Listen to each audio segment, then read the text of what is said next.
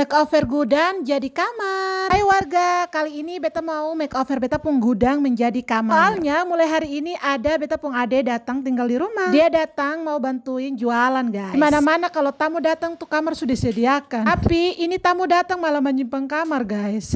Saya apa-apa toh, kan ade sendiri. Oke guys, ini tuh kamar bagian belakang yang beta akan makeover untuk beta ade dan Maura bakalan tidur di kamar ini guys. Dan barang-barang di gudang ini kau kasih pindah di kamar bagian depan. Kamar bagian depan koton jadikan gudang. Sebelumnya kamar ini beta juga sering jemur pakaian, makanya ada tali-tali araf ya yang bergantungan. Ini beta putuskan semua, lalu beta angkat yang setinggi harapan orang tua ini guys. Angkat sendiri kan tak ada paksa. Guys, selanjutnya koton siram-siram dulu, lalu sapu kasih bersih. Selanjutnya koton buka perlak yang beta sudah beli. Maaf ya guys, perlaknya itu cuma sedikit aja karena beli sesuai budget. Terus guys, lemari plastik yang ada di beta kamar, beta kasih pindah di bagian belakang atau di kamar belakang baru ini guys. Untuk posisi lemari keton taruh di pinggir pintu. Soalnya guys, kamarnya tuh belum ada pintu. Biar ada privasi gitu guys. Oke, dan ini afternya begini saja dulu ya guys. Terima kasih.